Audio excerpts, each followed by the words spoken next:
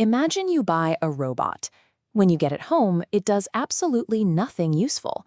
It can't balance, it leaks, it flails its limbs, and it makes irritating, high-pitched noises. You can't return it, and you're not allowed to turn it off. Fast forward a few years. That same machine now walks, talks, reads, and does arithmetic. It even beats you at memory games. And all of this happened without you ever writing a single line of code. That robot is a human child. Parents constantly wonder how their kids acquire such an advanced operating system seemingly out of nowhere. For a long time, early psychologists assumed newborns were essentially blank slates. William James, the founder of American psychology, believed an infant's world was completely meaningless, nothing but a buzzing confusion. This assumption stems from a severe measurement problem.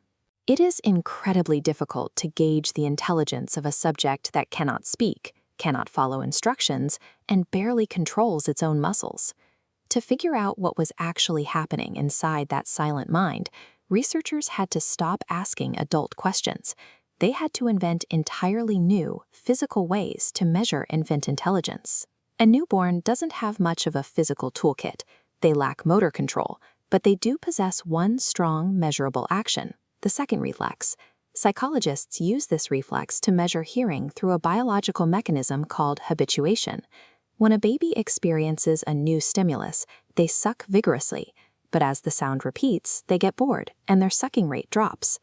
This graph shows an experiment where sucking pace controlled audio. Each suck played the syllable ba. The rate started high, then declined as the infant habituated. Changing the sound to pa caused the sucking rate to instantly spike. The baby clearly detected the subtle difference. Other studies used this exact method to test voice recognition. On the very day they are born, infants will suck significantly faster to turn on a recording of their own mother's voice compared to a stranger's. They remember the sound from before they were even born. Babies are not deaf to the nuances of their environment. Their auditory processing is highly acute right out of the gate. We just needed the right physical trigger to decode it. The theorist who most famously tried to map the child's mind was Jean Piaget. Piaget would place a toy in front of a 6-month-old, wait for the baby to reach for it, and then cover it with an opaque cup. The infant would stop reaching.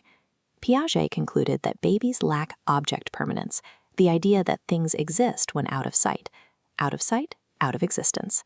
But there is a biological flaw in that test. Infants that age are simply terrible at coordinating arm movements to plan a multi-step retrieval. Decades later, psychologist Renée Bailliajan measured staring duration instead. In her setup, a toy car rolls down a track toward a solid box, passing behind a raised screen. The screen lowers, hiding the box, and the car magically rolls straight through to the other side. 6-month-old infants stared significantly longer at this magic trick than a normal possible event. The prolonged stare is the baby's version of surprise. They expected the box to stop it. Young infants understand object permanence perfectly well. They simply lacked the motor skills to physically show Piaget what they knew. As children grow into toddlers and begin speaking, testing them should get easier. Yet they still give bizarre, seemingly illogical answers to simple questions. For example, if you show a 3-year-old a sponge painted to look like a heavy rock and let them hold it, they get confused. When researchers ask, "What does it look like?" and "What is it really?" the toddler will usually answer rock to both. They fail to verbally distinguish appearance from reality. But change the prompt. If the researcher says, "Bring me something to wipe up some spilled water," the child immediately hands over the sponge rock. We see similar failures with abstract models. If an adult hides a miniature toy in a small-scale model room and asks a 2.5-year-old to find the full-sized version in a life-sized room, the child searches completely haphazardly. But if the researcher hides the toy in the small room, then uses a noisy, fake expanding machine to convince the child that the room actually grew to full size, the toddler walks directly to the hidden toy.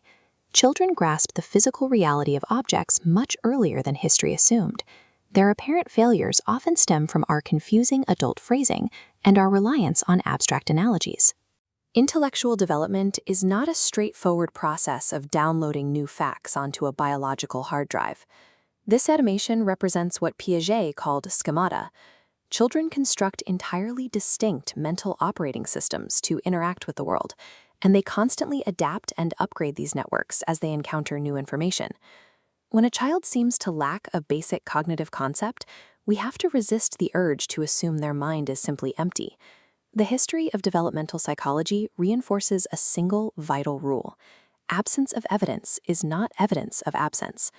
To truly uncover the brilliant inner workings of a child's mind, scientists first had to learn how to speak their silent language.